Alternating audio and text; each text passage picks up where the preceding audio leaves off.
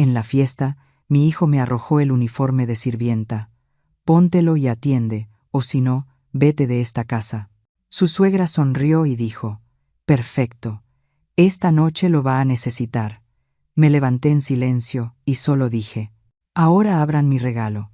Cuando vieron lo que había dentro de la caja, pero antes de descubrir qué había en ella, asegúrate de estar suscrito al canal Historias con Calma, donde compartimos historias de venganza llenas de emoción y sorpresas.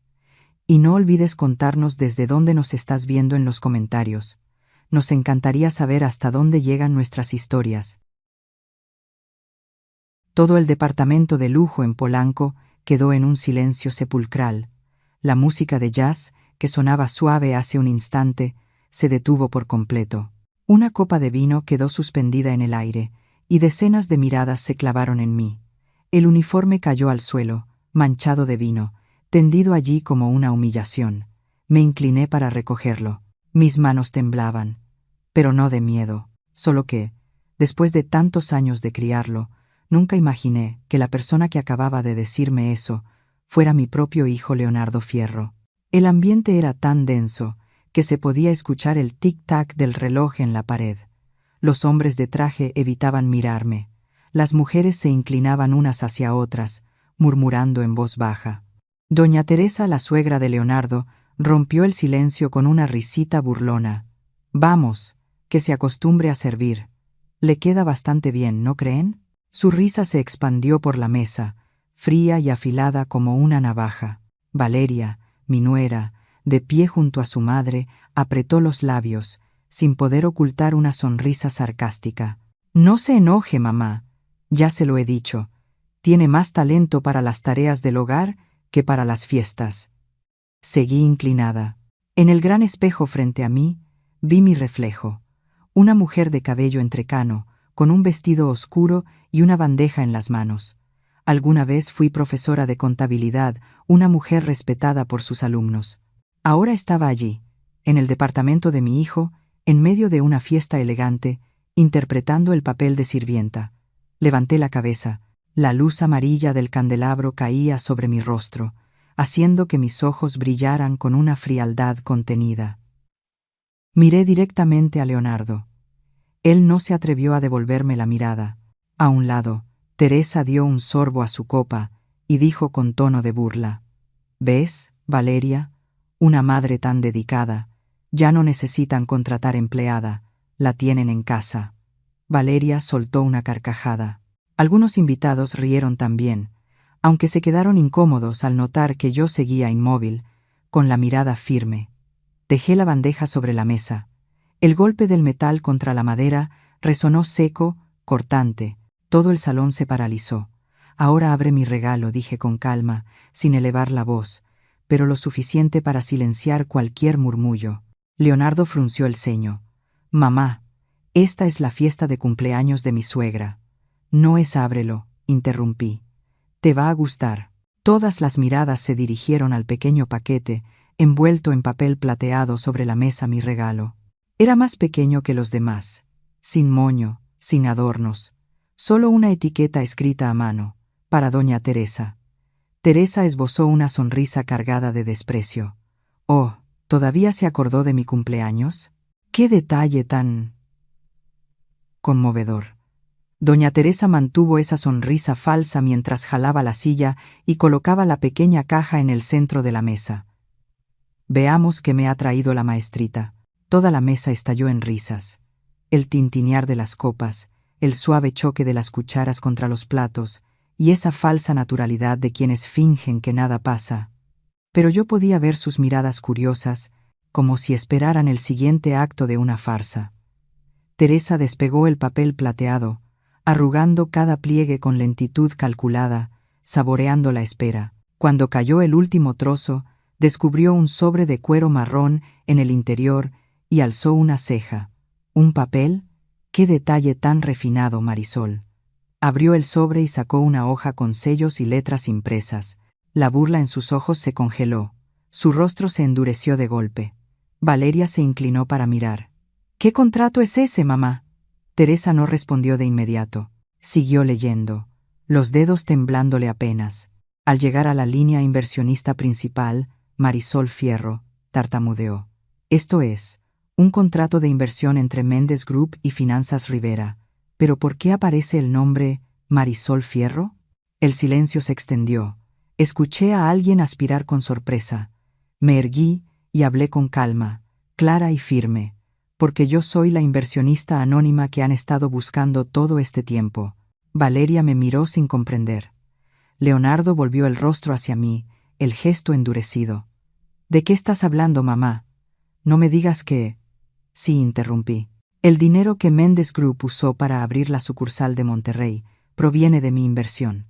El aire en la sala se espesó. Teresa bajó el documento, los labios temblorosos, intentando recuperar compostura. Imposible.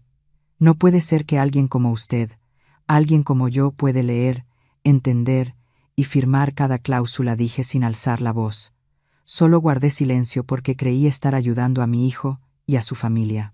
Pero hoy retiro oficialmente todo mi capital del proyecto. Los invitados murmuraron.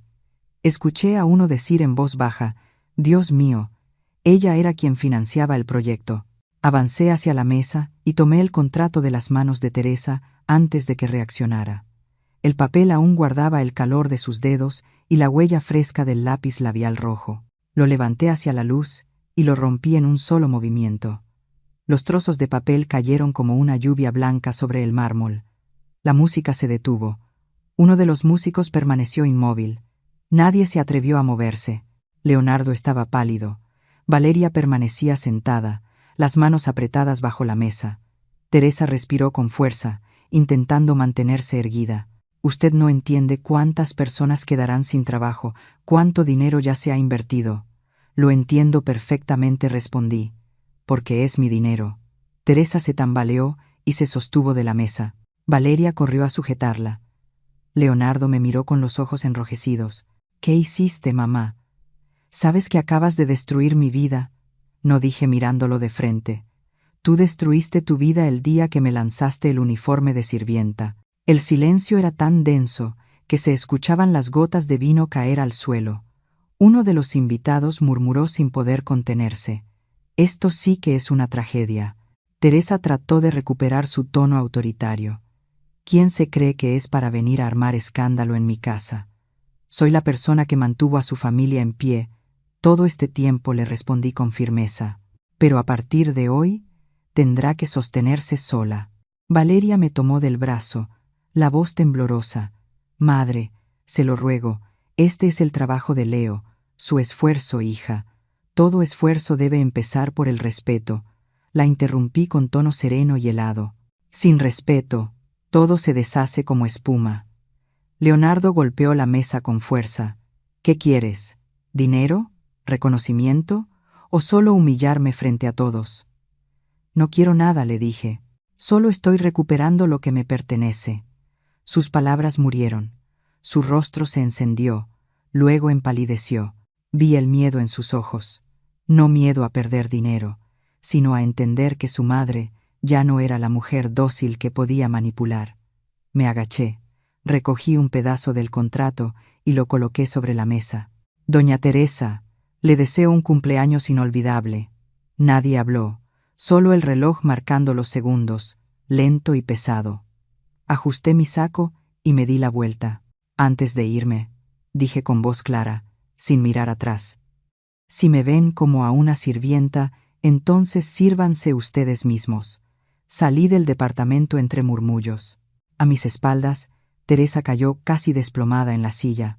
Valeria seguía petrificada y Leonardo solo podía contemplar los restos blancos esparcidos por el suelo. Cuando las puertas del elevador se cerraron, vi mi reflejo en el cristal opaco. Ya no vi a una madre humillada. Vi a una mujer que se alejaba de las cenizas de un fuego que ella misma había encendido. Y supe que aquello apenas comenzaba.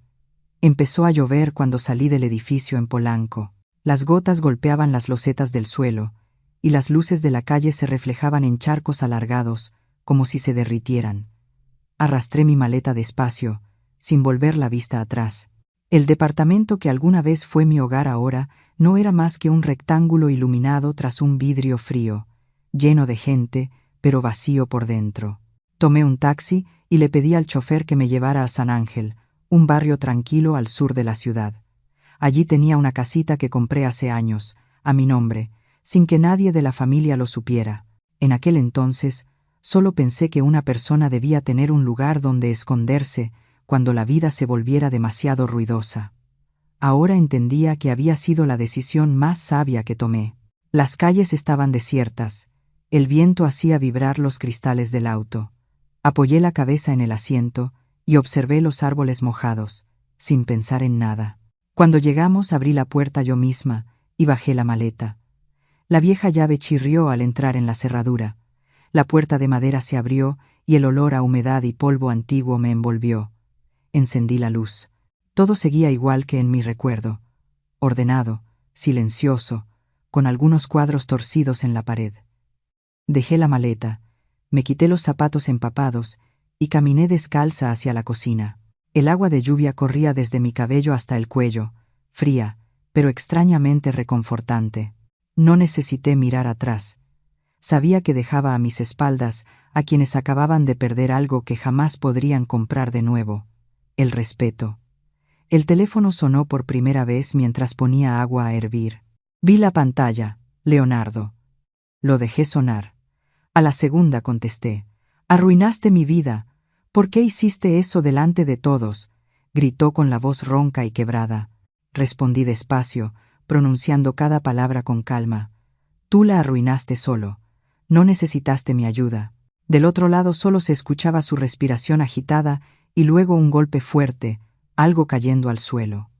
Oí el grito de Valeria, el regaño de Teresa, y después la línea se cortó. Dejé el teléfono sobre la mesa y serví el agua caliente.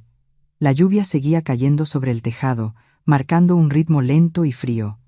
Me senté, tomé una taza de porcelana y preparé café. El vapor empañó el vidrio de la ventana. No necesitaba estar allí para imaginar lo que pasaba en el departamento de Polanco. Teresa, furiosa, con el rostro rojo, exigiendo demandarme por romper el contrato. Valeria, llorando, tratando de convencer a Leonardo de que aún podían salvar todo. Y él, probablemente rompiendo algo, como hacía siempre que perdía el control. La escena se dibujó sola en mi mente, no porque la deseara, sino porque había vivido dentro de ella demasiado tiempo. Durante años me acostumbré a callar, a disculparme, a complacer. Por primera vez en mi vida, ya no tenía que hacerlo. Probé un sorbo de café, amargo, pero suave. A través del vidrio, el pequeño jardín estaba anegado. Las hojas temblaban bajo el viento. Abrí la puerta, respiré hondo. El olor a tierra mojada se mezcló con el aroma del café.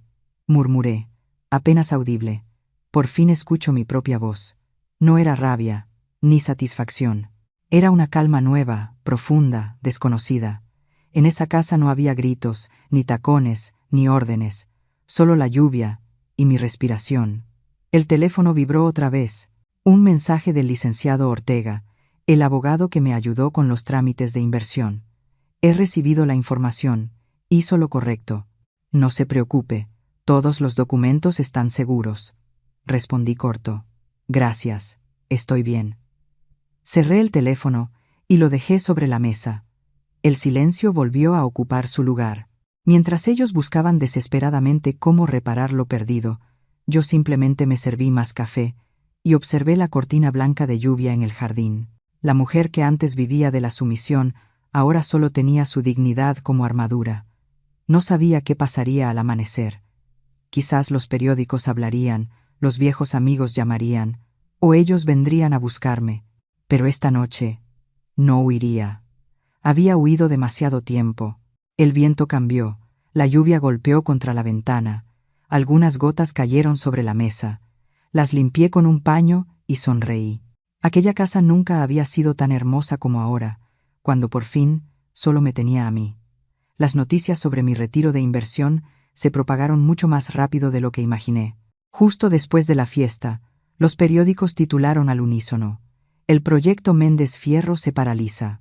El contrato financiero es anulado tras la retirada del inversionista anónimo». Leí esa frase en el periódico de la mañana. Debajo, una foto mostraba a Leonardo y Valeria en una conferencia de prensa. Ambos lucían exhaustos, tensos, con los ojos vacíos. Sabía exactamente lo que estaba ocurriendo en aquel departamento de Polanco. Leonardo había perdido el contrato, la empresa se quedaba sin liquidez, los socios se retiraban, y Teresa, para quien la reputación lo era, todo seguramente estaba fuera de sí. Esa misma tarde, recibí una llamada de un viejo conocido del mundo financiero. Su voz fue breve, casi fría. Doña Teresa culpa a Leonardo. Dice que es débil, que deja que su esposa lo controle. Todos en el medio ya se enteraron. Le di las gracias y colgué. No sentí alegría, solo la certeza de que la verdad estaba haciendo su trabajo. En los días siguientes, la prensa siguió publicando artículos. Valeria empezó a tener miedo. Lo supe porque me envió un mensaje corto. Madre, lo siento. Nunca imaginé que las cosas terminarían así. No respondí.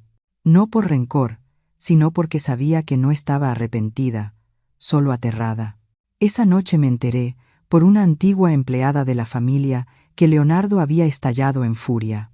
Gritó a Valeria, rompió cosas, incluso perdió el control frente a doña Teresa. No me sorprendió. Cuando él perdía el poder, siempre recurría a la violencia, como alguien incapaz de enfrentar su propio reflejo. En medio de todo eso, recibí una llamada del licenciado Ortega. Su tono era tranquilo pero firme. Debería venir a la oficina. Quiero revisar toda la documentación de la inversión por si intentan demandarla. Fui a verlo al día siguiente, en su despacho de reforma. El aire estaba frío, el cielo grisáceo. Ortega me recibió con un apretón de manos sólido. En su mirada se notaba esa precisión calculada de quien mide cada palabra. Nos sentamos en una pequeña sala de juntas, con montones de papeles perfectamente ordenados. Abrió una carpeta y dijo sin rodeos: «Usted hizo todo de manera legal, los poderes, los fondos, las transferencias, todo es transparente. Nadie puede tocarle ni un peso». Asentí. Bien. No necesito ganar, solo quiero tranquilidad. Él sonrió levemente, con una chispa de respeto en los ojos. A veces la tranquilidad solo llega cuando uno limpia de su vida a quienes lo dañaron. ¿Está preparada para eso? No respondí de inmediato. Miré por la ventana. La multitud se movía sin pausa por el centro de la ciudad. Todos corrían hacia algo, sin darse cuenta de lo que dejaban atrás. Dije en voz baja: «Si tengo que limpiar, lo haré, pero no desde el rencor». Ortega asintió, guardó los documentos y antes de que me fuera, añadió: «Si ellos vienen a buscarla, no se deje manipular. Sé que entiende lo que quiero decir». Salí del despacho cuando el sol empezaba a abrirse paso entre las nubes. La calle brillaba, llena de gente, pero dentro de mí solo había silencio. No sabía si Ortega presentía algo, pero sus palabras no dejaron de resonar en mí toda la tarde. 3 días después, sucedió. Eran casi las 6 de la tarde. Yo estaba regando las plantas del jardín cuando escuché los golpes en la puerta. Al voltear, vi a Leonardo. La camisa arrugada, la barba sin afeitar, las ojeras hundidas, la llovizna del atardecer le pegaba el cabello al rostro. Me miró en silencio unos segundos y luego murmuró: «Tenías razón, mamá. Dame otra oportunidad». Su voz ya no era altiva, sonaba ronca, cansada. Yo seguí de pie, el agua cayendo sobre el suelo de ladrillo. «Vete a casa», le dije con calma. «No quiero hablar contigo si estás borracho». «No estoy borracho», respondió, subiendo el escalón. «Lo perdí todo, mamá. La empresa está congelada. Valeria regresó con su madre, y doña Teresa me culpa de todo. Solo me quedas tú». Lo miré a los ojos y no vi arrepentimiento, solo desesperación, pero tampoco quise herirlo más. Me giré para cerrar la puerta, aunque mi mano se detuvo a medio camino. «¿Puedo entrar un momento?», preguntó. Dudé. Tal vez fue el instinto materno lo que me impidió negarme por completo. Abrí la puerta. «Entra. Pero no me mientas». Entró despacio. Olía a alcohol, aunque menos que otras veces. Caminó por la sala, observando todo. Las paredes color beige, la mesa de madera, las macetas recién regadas. «¿Vives aquí, mamá?», preguntó con voz baja. Sí, desde hace tiempo. Esbozó una sonrisa débil, y su mirada recorrió el lugar como si quisiera memorizarlo. Yo no noté nada extraño, solo cansancio. Le serví una taza de café y la coloqué frente a él. Tomó la taza. Sus manos aún temblaban. De verdad lo siento, mamá. No sé cómo volver a empezar. Uno empieza, le respondí dejando de culpar a los demás. Asintió, en silencio. El reloj marcaba los segundos en la quietud del cuarto. Cuando me levanté para recoger la taza vacía, seguía allí, inmóvil, mirando a lo lejos, con los labios apretados. No le di importancia, pensé que solo intentaba recomponerse. No sabía que, detrás de aquel gesto abatido, se escondía otra intención. La noche cayó, y la ciudad encendió sus luces. En la pequeña casa de San Ángel, las sombras de los autos pasaban lentamente sobre las paredes. Yo escribía unas notas para el día siguiente, y Leonardo guardaba un silencio profundo. No lo sabía aún, pero en ese silencio, la primera máscara había comenzado a caer. A la mañana siguiente me levanté temprano. La luz del amanecer entraba por la ventana e iluminaba la mesa de madera en la cocina. Preparé el desayuno, huevos, café y un poco de pan de elote. Leonardo se levantó tarde, con el cuerpo pesado y el rostro cansado, pero su voz sonaba inusualmente suave. Este olor a café me recuerda cuando vivíamos en Guadalajara. Detuve mis manos y lo miré. En ese entonces tenías 10 años, y cada mañana me pedías pan de elote, le respondí. ¿Todavía lo recuerdas?, dijo él, sonriendo débilmente. Asentí y coloqué el plato sobre la mesa. No quería abrir heridas del pasado, pero vi que su mirada se había ablandado y preferí dejarlo así. Comió despacio, como si intentara recuperar un ritmo normal en su vida. Lo observé con esperanza, creyendo, por un instante, que mi hijo finalmente había aprendido a arrepentirse. Cerca del mediodía, habló. Mamá, creo que debería ayudarte a organizar tus papeles. Tienes muchos bienes ahora. Si llegara a pasar algo, podría ser un problema. Guardé silencio unos segundos. Sus palabras sonaban preocupadas, pero su tono escondía algo que no me inspiraba confianza. Aún así, no quise desconfiar. Saqué del cajón una copia de mis documentos de propiedad y se los entregué. Los revisó unos minutos y preguntó, ¿y los originales, mamá? Solo quiero asegurarme de que estén en un lugar seguro. Los guardo aparte, respondí. Con la copia basta. Su expresión cambió de inmediato. Su voz se endureció. ¿Todavía no confías en mí? ¿Me ves como a un extraño? Lo miré largo rato. Quería creerle, pero los recuerdos no me dejaban. Solo dije con calma, no es desconfianza, hijo. Solo no quiero revivir lo que ya pasó. Él aspiró profundo y salió sin decir más. Escuché la puerta cerrarse. El silencio llenó la casa, espeso, incómodo. Me senté y sentí un vacío en el pecho. Algo en sus ojos me había inquietado, una sombra fría, casi como un presagio. Esa noche me despertó un ruido metálico. Abrí los ojos y escuché con atención. Era el sonido de un cerrojo. Me levanté. La luz del pasillo titilaba. Leonardo estaba junto a la puerta, con una barra de metal en la mano, asegurando las ventanas una por una. Su voz sonó helada, distante. No vas a irte a ningún lado hasta que firmes esto. En la mesa había un fajo de hojas impresas. Me acerqué. Un contrato de transferencia total de bienes. El espacio de la firma, vacío. Hablé con voz serena. Está bien, déjame leerlo. Me pasó una pluma, observando cada movimiento mío. Mientras fingía leer, giré ligeramente la muñeca. Cuando él sacó su celular y se apartó un instante, presioné el botón.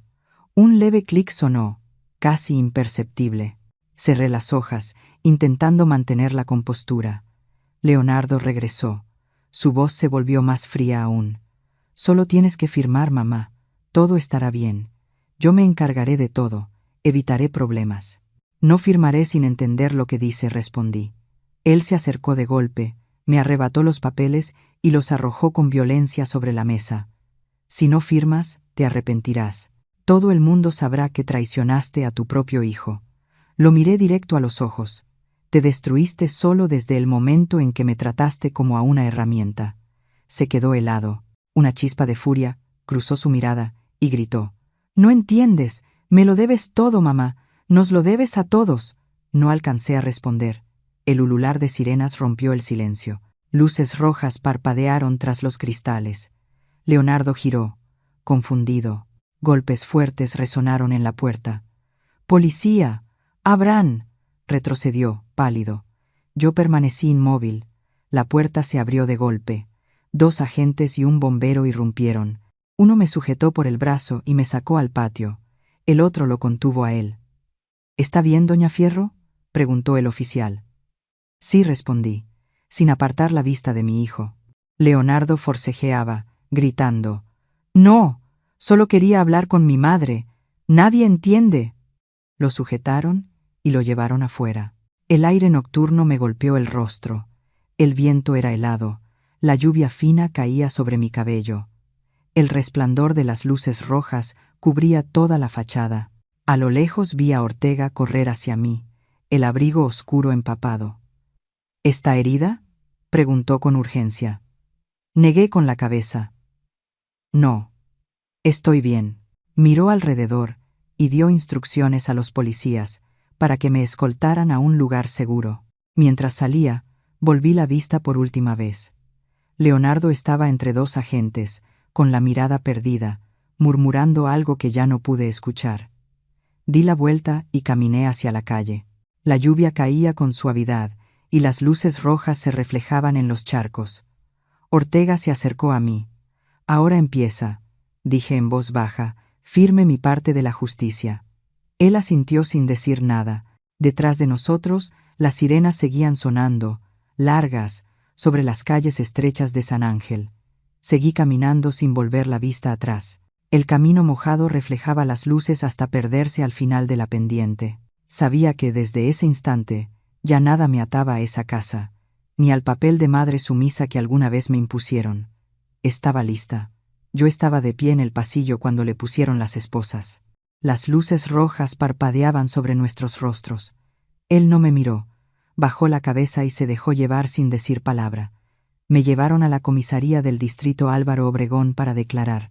En una habitación pequeña, bajo una lámpara blanca que iluminaba una mesa metálica, conté todo lo sucedido. El inspector escribía rápido, su voz seca. «¿Desea presentar cargos contra él?». «Siga el procedimiento», respondí. «Lo demás, que lo decida la ley». Permanecí allí hasta casi el amanecer. Al salir, el cielo de la Ciudad de México era gris, y el aire estaba cubierto de neblina. No sentía cansancio, solo ese vacío conocido que deja lo inevitable. Ortega llegó a las 8. Entró apresurado a la estación, con el abrigo aún húmedo por el rocío. «Debe ir a descansar», me dijo. «Todo está en trámite». Lo miré directamente. «¿Cuánto tiempo lo tendrán detenido?». «No mucho. Doña Teresa ya contrató abogados. Está moviendo influencias para sacarlo bajo fianza». Asentí, sin sorpresa. «Lo sé. Era de esperarse». Ortega me observó con gravedad. «Doña Marisol, esto apenas comienza. Él contraatacará. Puede estar segura. ¿Está preparada?». Lo miré a los ojos. «Me he preparado 30 años para esto». No dijo más. Salimos de la comisaría. El viento matinal soplaba fuerte sobre las calles húmedas. Volví a mi pequeña casa en San Ángel, donde todo seguía revuelto. 2 días después, llegaron las noticias. Leonardo había sido liberado bajo fianza. Teresa había movido sus contactos. La policía me llamó para advertirme que evitara cualquier contacto con él. Firmé el documento y solo dije: «Entiendo». Pero también sabía que vendría. La tarde del tercer día, mientras ordenaba la sala, escuché golpes en la puerta. La abrí como lo esperaba. Era Leonardo. Tenía los ojos hundidos, la barba descuidada, la ropa arrugada. «Mamá, solo quiero hablar», dijo. Lo observé unos segundos y luego me hice a un lado. 5 minutos. Después, «Te vas».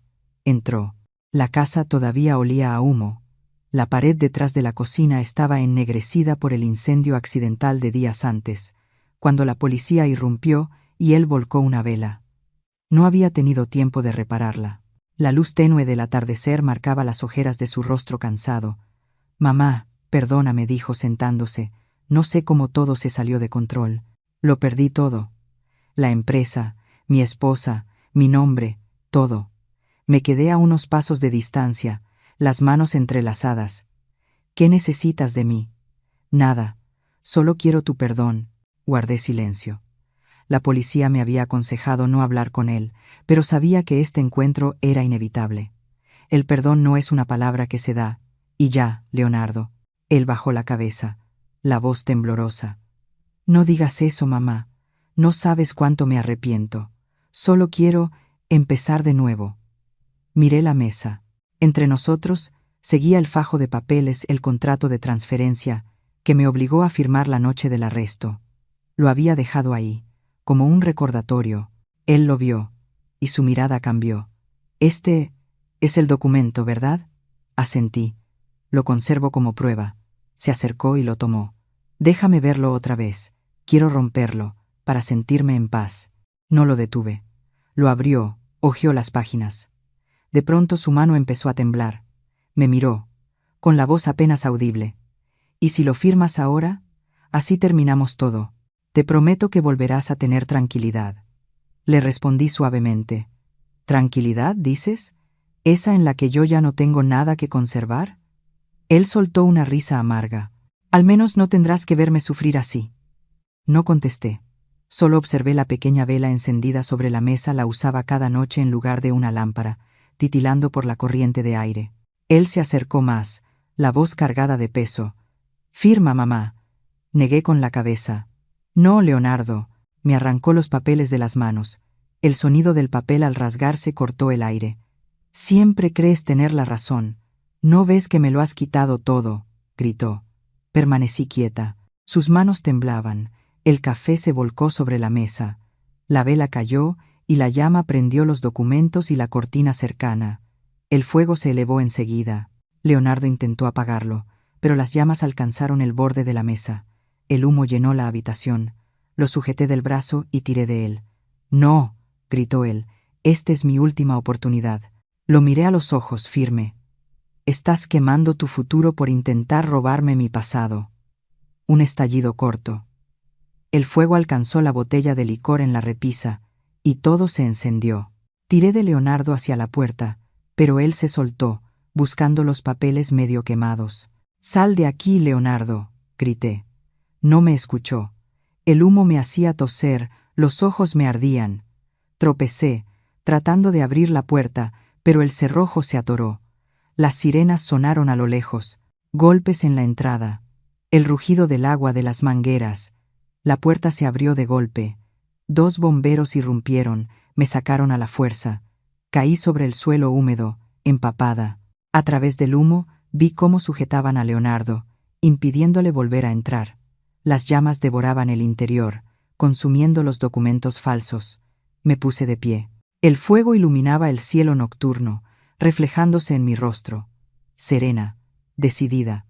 Esa casa, los recuerdos, las mentiras que creyeron poder atarme todo, se convertía en ceniza. Los bomberos sacaron a Leonardo. Caminaba cabizbajo, sin decir palabra. Yo permanecí allí, entre el humo y las luces, sintiendo el calor envolverme. Sabía que ese incendio no solo había destruido la casa, también había quemado la parte débil que aún quedaba dentro de mí. A la mañana siguiente desperté en una habitación temporal del hospital local. La policía me había retenido para observación después del incendio. Cuando la enfermera me trajo el periódico, vi el titular en primera plana. «Incendio en San Ángel. La inversionista Marisol Fierro fue retenida por su propio hijo». Debajo, una fotografía mostraba la casa carbonizada, los bomberos removiendo las cenizas. Pasé la página siguiente y encontré la imagen de Leonardo, esposado, con la cabeza agachada. El artículo decía: «Fuentes informan que doña Fierro se negó a hacer declaraciones». El caso ha dividido a la opinión pública en 2 bandos opuestos. No necesitaba leer más para saber lo que decían. Unos me llamaban una madre despiadada, que exhibió a su hijo ante el mundo. Otros me exaltaban como símbolo de la libertad femenina mexicana, una mujer que se atrevió a romper las cadenas de la familia y del poder. Dejé el periódico a un lado y cerré los ojos por unos segundos. Afuera. Las sirenas de las ambulancias se escuchaban a lo lejos. La ciudad ya despertaba. Pero para mí, el mundo había pasado a otro capítulo. 2 días después, los programas de televisión y los talk shows competían por analizar el caso San Ángel. Invitaban a abogados, psicólogos, economistas, incluso recrearon la escena en la que fui encerrada. Una mañana encendí la televisión y vi a Ortega frente a las cámaras. Su voz sonaba serena. La justicia tiene muchas formas. Algunos la buscan con sangre, otros con palabras. Pero ella, la señora Marisol Fierro, eligió el silencio. Y a veces, ese silencio es lo que obliga a todos a mirarse a sí mismos. La conductora preguntó, ¿cree que ella demandará a su hijo? Ortega respondió, la justicia no es venganza. A veces basta con dejar que la luz revele lo que está oculto. Apagué el televisor. No quise escuchar más. Sabía que cada comentario allá afuera era otro corte más al último hilo que me unía al pasado. 3 semanas después, salí del hospital y me mudé a un pequeño departamento en Coyoacán, cerca de la iglesia antigua de San Juan Bautista. Era un lugar tranquilo, calles empedradas, cafeterías viejas y una paz que parecía olvidada. Cada mañana caminaba por el Parque Centenario, observando a los niños jugar, escuchando las campanas del templo sonar puntuales. No veía a nadie conocido, no tenía contacto con empresarios ni periodistas. Solo quería vivir en silencio, como una mujer más entre millones. Por fuera parecía tranquila, pero por dentro sabía que cargaba un vacío imposible de llenar. Había perdido a mi único hijo no por la muerte, sino por la corrupción de su alma. A veces me preguntaba si, en algún momento, él pensaba en mí como cuando era niño. Luego negaba con la cabeza, probablemente no. Una parte de mí dolía, la otra se sentía aliviada. Una tarde de finales de mes, Ortega vino a verme. Llevaba su abrigo oscuro y un portafolio grueso. Le ofrecí café. Tengo algo que mostrarle, dijo, abriendo el maletín. Me senté. En la primera página leí el título: Informe de investigación sobre fraude financiero, Corporación Méndez Fierro. Ortega explicó con calma. Después del incendio, profundizamos la investigación. Descubrimos que Teresa y Leonardo usaron el nombre de la empresa familiar para captar fondos de forma ilegal. Hay indicios de lavado de dinero y falsificación de documentos. Lo miré, directa. ¿La policía tiene pruebas? Suficientes para enjuiciarlos. Pero necesitamos que alguien presente la denuncia formal. Esa persona debe ser usted, porque es la parte afectada. Guardé silencio. Él colocó una pluma sobre la mesa. Si firma, iniciaremos los procesos civil y penal al mismo tiempo. Será el golpe final, pero público. Miré la pluma sin tocarla. En mi mente aparecieron 2 rostros. Teresa, con su sonrisa burlona durante aquella fiesta, y Leonardo, el niño que alguna vez cargué en mis brazos, ahora convertido en un extraño. Pregunté, ¿si firmo, lo perderán todo? Tendrán que responder ante la ley. Nada más, nada menos. Tomé la pluma. Permanecí callada un largo momento. Luego escribí mi nombre en la última línea, con tinta azul firme y decidida. No es por venganza, dije despacio. Es para recordarles que la ley aún existe. Ortega asintió y guardó los documentos. No añadió palabra. Solo se levantó y me dijo, «Es más fuerte de lo que imaginaba, Marisol». Cuando salió, comenzó a llover. Las gotas golpeaban la barandilla, sonando como metal al caer. Ortega se subió el cuello del abrigo y caminó bajo la lluvia por la calle angosta. Me quedé junto a la ventana, observando. La lluvia se intensificaba. Las luces de los autos se filtraban por el cristal, formando hilos luminosos como lágrimas metálicas deslizándose hacia abajo. No sé qué dirá la prensa mañana. Quizás me llamen la madre fría o la mujer de acero. Ya no me importa. Solo sé que por fin todo ha llegado al punto que debía llegar. En medio de la lluvia nocturna de Coyoacán, cerré la ventana, serví otra taza de café y me senté a escuchar el golpeteo del agua sobre las tejas viejas. Todo estaba en calma, una calma densa, pero más verdadera que cualquier silencio anterior. Y en ese instante lo entendí. Las cenizas también pueden ser el principio de una nueva vida. La primera noticia que recibí de Ortega llegó un lunes por la mañana. Su voz, breve y directa, sonó al teléfono. Presentaron una contrademanda. Teresa aparece como demandante principal y Leonardo firmó como garante. Respondí sin sorpresa, ya lo imaginaba. En los periódicos, los titulares ocupaban toda la página. La familia Méndez Fierro contraataca. Acusan a Marisol Fierro de fraude e incumplimiento de contrato financiero. Debajo, una foto mostraba a Teresa saliendo del edificio de Loma y Asociados, el prestigioso bufete especializado en litigios financieros. Ella levantaba la cabeza y sonreía apenas, como si aún tuviera el control. Se decía que Teresa había pagado cientos de miles de pesos para mantener a Leonardo en libertad provisional y que, de inmediato, organizó una conferencia de prensa. Allí aseguró que yo había falsificado los documentos de inversión para apropiarme del nombre del Grupo Méndez. No vi toda la conferencia. Ortega me envió un fragmento. Solo unos minutos, pero suficientes para ver a Leonardo delgado, agotado, con el rostro marcado por el cansancio, y en los ojos ese brillo helado del rencor. Esa mujer destruyó mi vida, dijo frente a las cámaras. Ya no es mi madre. Apagué el video y cerré la computadora portátil. Ortega, sentado frente a mí, deslizó un fajo de documentos. Si ellos eligen la oscuridad, dijo, nosotros usaremos la luz. Abrió las carpetas una por una. Aquí están las grabaciones de las reuniones financieras del Grupo Méndez. En una de ellas, Teresa admite haber usado un nombre falso para evadir impuestos. Y aquí, añadió, los estados de cuenta que prueban que sus fondos son completamente legales. Y dijo señalando otro documento, es el poder de inversión, con su firma original. Tomé el papel, observé el sello en relieve. Ortega continuó. Presentaremos todo esto en la audiencia preliminar, pero quiero que lo entienda, señora.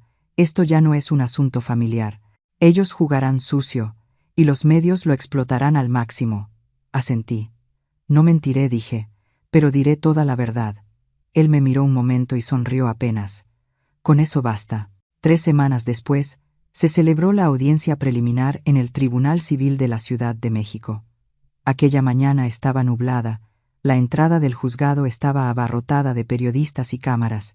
Ortega caminaba delante, yo detrás, con la mitad del rostro cubierto por un cubrebocas. Aún así, oía los murmullos cuando pasé por el cerco de seguridad. Dentro, la sala estaba iluminada. 4 filas de bancos dividían los bandos. Frente a mí estaban Teresa, Leonardo y Valeria. Teresa vestía un abrigo blanco, el cabello perfectamente peinado, tratando de mantener su porte aristocrático, aunque sus manos temblaban al sostener el vaso de agua. Valeria permanecía en silencio, sin mirar a nadie. Leonardo, su mirada vagaba entre la ira y el miedo. El juez llamó a cada parte y pidió orden. Ortega se puso de pie. Su voz era firme. Cada palabra marcaba un compás sobre la mesa de madera. La parte demandante acusa a mi clienta de fraude en inversiones. Negamos categóricamente dichas acusaciones y las refutaremos con pruebas verificables. Abrió los expedientes y presentó las grabaciones, los estados bancarios y el poder notarial con la firma original de Teresa. Los oficiales judiciales colocaron una pantalla para proyectar las pruebas. Ortega explicó. La grabación fue obtenida de manera legal durante la reunión del 12 de junio. En este fragmento, la señora Teresa Méndez reconoce haber usado un nombre falso para evadir impuestos y crear un fondo de inversión anónimo. Presionó el botón de reproducción. La voz de Teresa resonó por los altavoces. Si no usamos un nombre falso, nos cobrarán el doble de impuestos. Que Marisol aparezca como titular. Nadie revisará eso. Un murmullo recorrió la sala. Teresa se puso pálida, intentando mantener la compostura. «¡Corten eso!», gritó. «No recuerdo haber dicho tal cosa». El juez golpeó el mazo. «Orden en la sala». Ortega guardó silencio, inclinó la cabeza y se sentó. Vi a Teresa morderse los labios. Leonardo bajó la mirada incapaz de enfrentar la mía.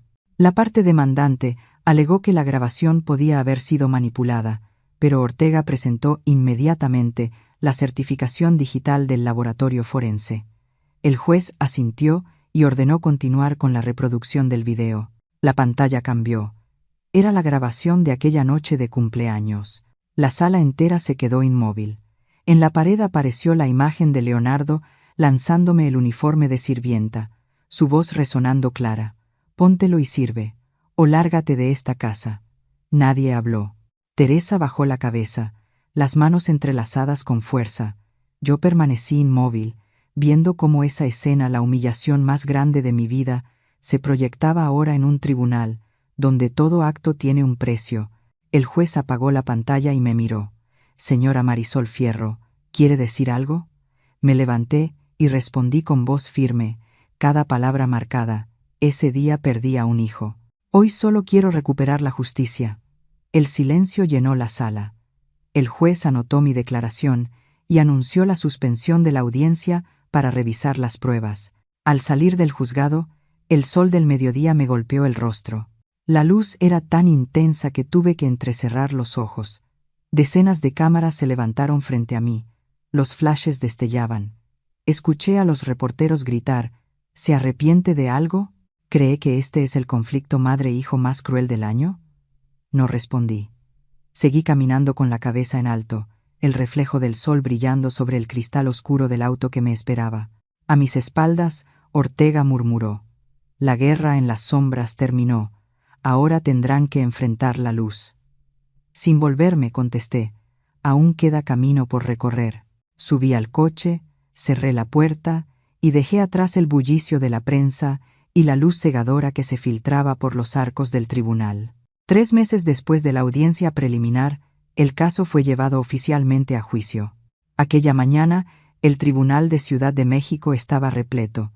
Los reporteros se amontonaban en la entrada, los flashes no cesaban. Ortega caminaba a mi lado, respirando con la calma habitual. «Hoy es el último día», dijo en voz baja. «Solo diga la verdad». Asentí. Ya no quedaba nada que ocultar. La sala estaba llena. Las 3 primeras filas estaban reservadas para la prensa. Detrás, el público asistente. En el lado opuesto se sentaban Teresa, Leonardo y Valeria, junto a su abogado. Teresa mantenía su elegancia habitual: traje oscuro, collar de perlas, el cabello perfectamente arreglado. Aparentaba serenidad, pero noté cómo apretaba con fuerza el pañuelo blanco sobre su regazo. Leonardo permanecía inmóvil, evitando mirarme. Valeria, con el rostro demacrado y las ojeras profundas, parecía no haber dormido en días.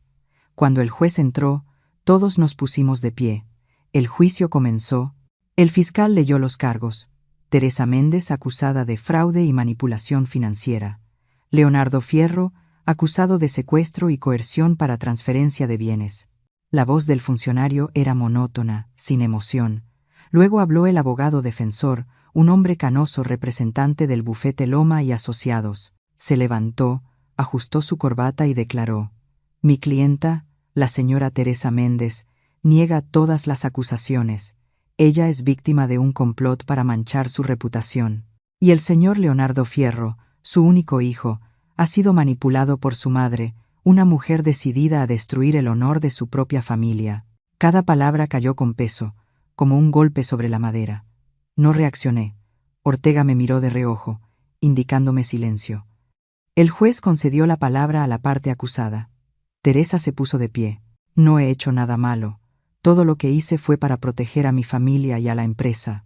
Si me equivoqué, fue por confiar en la persona equivocada», dijo, girando hacia mí. «Porque confié en usted». Permanecí inmóvil. Entonces Leonardo se levantó, la voz temblorosa pero cargada de resentimiento. «Mamá, me lo quitaste todo. ¿Querías verme humillado? ¿Querías destruir el apellido Fierro?». Los murmullos recorrieron la sala. El juez golpeó el mazo pidiendo orden. Ortega se puso de pie, con una carpeta en la mano. «Si la defensa dice la verdad, solicitamos permiso para presentar nuestra última prueba». El juez asintió. Ortega abrió la carpeta y mostró una impresión certificada proveniente del servidor del Grupo Méndez. Este es un correo enviado por la señora Teresa Méndez a la contadora principal el 18 de julio del año pasado. El texto dice: culpen de todo a Marisol Fierro. Ella no tendrá fuerzas para defenderse. Un murmullo se expandió por la sala. Teresa empalideció. Su abogado intentó objetar, pero el juez exigió silencio mientras el perito técnico verificaba la autenticidad digital. El experto confirmó la validez del mensaje y su ruta electrónica. Ortega entregó copias adicionales al fiscal. El resto avanzó con rapidez. El fiscal resumió toda la investigación y concluyó que los delitos estaban plenamente comprobados. Finalmente, el juez leyó la sentencia. La sala entera contuvo el aliento. El tribunal declara a Teresa Méndez culpable de fraude y manipulación financiera. Se le condena a 4 años de prisión efectiva. Al señor Leonardo Fierro, culpable de privación ilegal de libertad y coerción patrimonial, se le impone 2 años de prisión suspendida y la inhabilitación para ejercer cargos directivos por 5 años. La señora Valeria Montalvo, por su cooperación con la investigación, recibe indulto y exención de cargos. El murmullo volvió a llenar la sala. Teresa se desplomó en el asiento, el rostro lívido. Leonardo permaneció callado, con la mirada vacía. Valeria rompió en llanto, confesando entre sollozos: todo fue idea de mi madre. Yo solo obedecí porque tenía miedo. Su voz resonó seca, desnuda, en medio del silencio. El juicio terminó. La prensa se agolpó nuevamente en los pasillos. Me puse de pie, recogí mis papeles. Al llegar a la puerta, Leonardo me interceptó. Su rostro mostraba agotamiento, pero en sus ojos aún brillaba una dureza helada. «¿Ganaste? ¿Estás feliz ahora?» Lo miré de frente. «No, hijo, tú perdiste contra ti mismo». No respondió. Se dio la vuelta y se alejó. Salí del tribunal. El sol de la tarde caía sobre los escalones, cegador. Ortega caminaba junto a mí, en silencio. Sabíamos que esta victoria no traía alegría. Una semana después, ofrecí una pequeña conferencia en Coyoacán. La prensa fue invitada, pero no para hablar del juicio, sino para presentar el Fondo de Becas Fierro para Mujeres, destinado a apoyar a mujeres mexicanas en situación vulnerable. En la sala, firmé los documentos que convertían todas mis acciones y propiedades en patrimonio del fondo. Ortega me acercó la pluma. Cuando terminé de firmar, preguntó: ¿por qué no se queda con una parte? Con esta fortuna podría vivir cómodamente el resto de su vida. Respondí despacio: ya me quedé con lo más valioso, mi libertad. Él asintió sin más.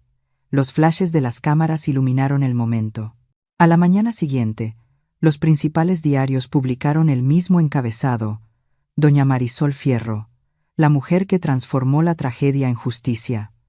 Y el subtítulo decía: perdió todo, pero convirtió la pérdida en fuerza para restaurar la equidad. Leí el artículo en silencio. Nada más que agregar. Mi historia ya no me pertenecía.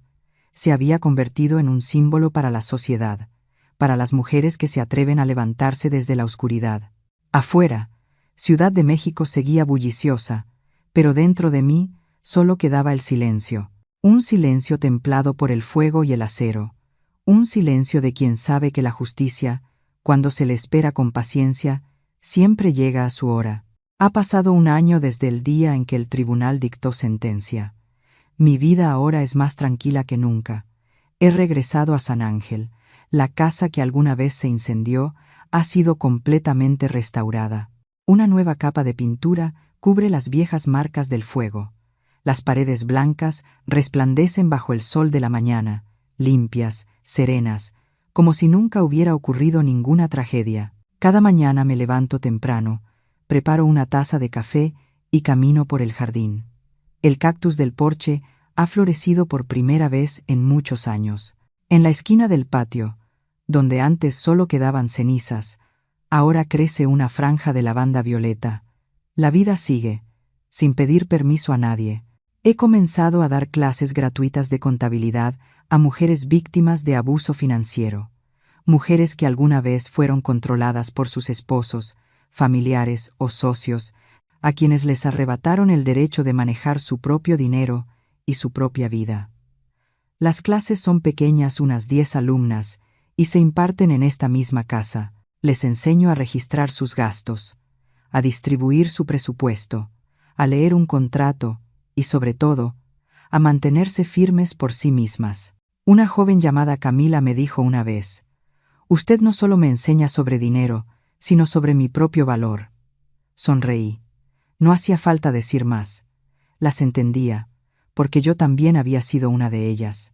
La vida transcurría así, simple y constante, hasta que una mañana de marzo recibí una carta, un sobre color café claro, sellado con cuidado, con el matasellos del Centro de Readaptación de Jilotepec. Supe de inmediato quién la enviaba, incluso antes de abrirla. Me senté en la mesa y abrí el sobre. La letra era conocida, algo temblorosa pero ordenada. «Mamá, lo he perdido todo, el trabajo, la reputación, los amigos y el hogar que creí proteger. Pero aquí, en estos días, he comprendido que fui esclavo de mi propio orgullo. No espero tu perdón, porque no lo merezco. Solo quiero decirte que, por primera vez en mi vida, me siento realmente libre, no porque haya salido, sino porque ya no estoy preso de mí mismo. Perdóname, Leonardo». Leí hasta el final, luego doblé la carta. La guardé en el pequeño cajón junto a mi escritorio, donde conservo las cosas del pasado no para olvidarlas, sino para recordarme de dónde vengo. Al mediodía, la luz del sol entraba por la ventana y bañaba la mesa de madera. Salí al jardín y permanecí de pie, mirando a lo lejos. Ciudad de México se extendía ante mí, los tejados rojizos, los árboles alineados sobre la pendiente suave.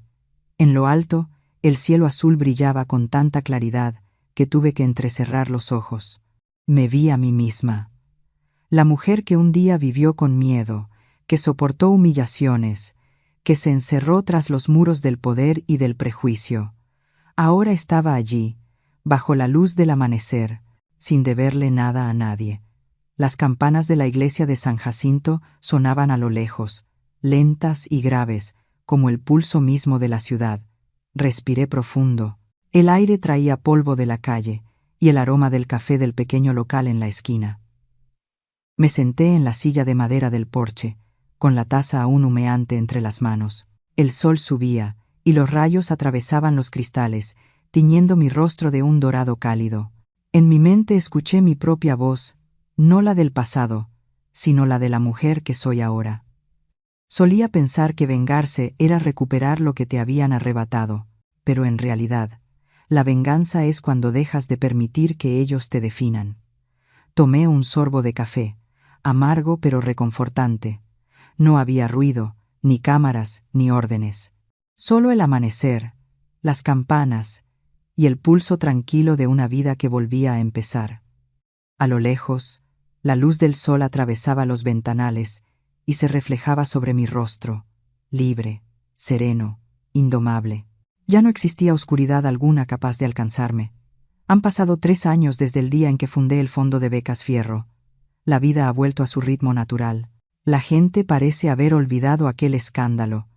Solo de vez en cuando, alguien me reconoce en la calle y me saluda con un leve asentimiento, más con respeto que con curiosidad.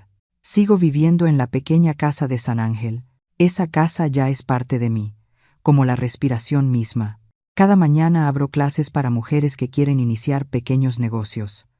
Algunas venden flores, otras abren cafeterías y otras solo buscan aprender a administrar su salario para poder vivir con dignidad. Les enseño lo que aprendí a fuerza de errores y pérdidas. A mi edad, ya no hablo del fracaso como una herida, sino como una página que hay que leer con atención para no repetirla. Una mañana de invierno, mientras explicaba cómo registrar gastos, una mujer de mediana edad entró al aula. Se presentó como Lucía, con voz baja y temerosa. «Vine porque escuché que usted perdió todo, y volvió a empezar. Quisiera saber cómo se siente eso, si de verdad vale la pena atravesarlo». La miré largo rato y respondí: «Si logra pasar por eso, y todavía tiene fuerzas para hacerse la pregunta, entonces ya valió la pena». Lucía sonrió. En sus ojos brillaba una esperanza que quizá llevaba años apagada. Después de la clase, se quedó ayudándome a recoger la mesa. No hablamos del pasado, solo de lo que estaba por venir. Y entendí que, al compartir una parte de nuestras cicatrices, también aprendemos a sanarnos. Sigo recibiendo cartas de las mujeres que alguna vez asistieron a mis clases. Me cuentan sobre sus pequeños negocios, sobre cómo ha cambiado su vida, sobre la libertad que sienten al no temer más que alguien les quite su cuaderno de ahorros. No son cartas largas, pero bastan para recordarme algo. El verdadero poder no está en el dinero, sino en la capacidad de gobernarse a sí misma. Una tarde pasé por la plaza de Coyoacán y vi a un grupo de estudiantes colgando una pancarta. Gracias, doña Marisol, por enseñarnos a levantarnos con nuestras propias manos. Me quedé quieta unos segundos. No por orgullo, sino porque comprendí que aquello que alguna vez creí un final, en realidad había sido el comienzo de muchas otras vidas. De vez en cuando recibo cartas de Leonardo. Ya no pide perdón, ni expresa remordimiento. Escribe brevemente sobre su trabajo voluntario en el Centro de Readaptación. Enseña contabilidad básica a otros internos y dice que ese trabajo me hace sentir útil. No respondo, pero guardo todas sus cartas en una pequeña caja de madera no para recordar, sino para perdonar con más facilidad. Otra tarde, al caer el sol, me encontré con Ortega en el café de la esquina. Su cabello estaba más blanco, pero sonreía igual que siempre. Hablamos de nuevos proyectos, y de pronto me preguntó: ¿alguna vez se arrepiente, Marisol? Respondí con calma: si no hubiera tenido aquellos días oscuros, nunca habría entendido el valor de la paz. Antes de irse, Ortega dijo algo que se quedó resonando en mí. La justicia no siempre puede cambiar el pasado, pero sí puede enseñarnos a no temerle al futuro. Esa noche volví a casa y me quedé de pie junto a la ventana, mirando la vieja calle. Las luces amarillas se reflejaban sobre el pavimento mojado tras la lluvia. Un grupo de niños corría riendo. Sus pasos resonaban en la noche. Me di cuenta de que la ciudad seguía igual bulliciosa, apresurada, pero la luz aún encontraba la manera de filtrarse en cada rincón. Me senté frente a la mesa, abrí mi viejo cuaderno y escribí unas líneas. La gente suele creer que la libertad es librarse de los demás, pero en realidad, la libertad llega cuando uno puede mirarse al espejo sin miedo. Las tormentas pasan, solo el corazón, si aprende de su dolor, logra madurar de verdad. Cerré el cuaderno y soplé la vela. Afuera, el amanecer ya se insinuaba. Un nuevo día tranquilo, luminoso, suficientemente claro para seguir viviendo, no en el pasado, sino en el presente, donde la luz ya no está oculta por las sombras de ayer. La historia que acabas de escuchar es una ficción, pero cada decisión y cada respiro de doña Marisol Fierro tocan una verdad innegable. A veces, las heridas más profundas no las causa un enemigo, sino aquel a quien entregamos la vida entera. Marisol no fue una heroína, fue una madre común y corriente, una mujer humillada, traicionada y encerrada en su propio hogar. Pero en lugar de rendirse, eligió otro camino: levantarse, reconstruir su vida y transformar el dolor en una fuerza capaz de iluminar a otros. No se vengó con odio, sino con serenidad. No recuperó su honor con gritos, sino con justicia y libertad. Y cuando finalmente amaneció sobre las calles de San Ángel, entendimos que el verdadero triunfo no pertenece a quien hace caer a los demás, sino a quien camina sin bajar la cabeza. Contamos esta historia no para alimentar el rencor, sino para recordarte algo esencial. Hay pérdidas que parecen sepultarnos, pero en realidad nos hacen renacer desde las cenizas. Hay venganzas que no necesitan espadas, solo la calma de vivir mejor que quien nos hirió. Y hay madres que, aún empujadas al límite, eligen perdonar, porque saben que el perdón es la forma más alta de libertad. Si alguna vez fuiste traicionado, si te sentiste perdido o pensaste que todo había terminado, recuerda esto: la venganza más hermosa no es ver a alguien caer, sino verte brillar más que nunca. Y si dentro de ti aún queda una chispa de fe, aunque sea pequeña, comparte esta historia. Tal vez, en algún lugar, alguien necesita escuchar que en las historias de venganza, el verdadero vencedor no es quien devuelve el golpe, sino quien se atreve a soltar. Cuando termines este video, conserva una sola idea. No todas las heridas son el final a veces. Son la puerta hacia una nueva vida. Deja un mensaje para quienes están aprendiendo a levantarse entre los escombros, y no olvides suscribirte a Historias con Calma. Aquí, cada historia es una pequeña llama, un recordatorio de que, de las cenizas del rencor, puede surgir la luz de la compasión. Al final del video, te invitamos a ver 2 historias de venganza, más relatos de personas que alguna vez caminaron en la oscuridad, pero encontraron su propio amanecer, porque a veces, solo cuando lo hemos perdido todo, aprendemos por fin a vivir de verdad.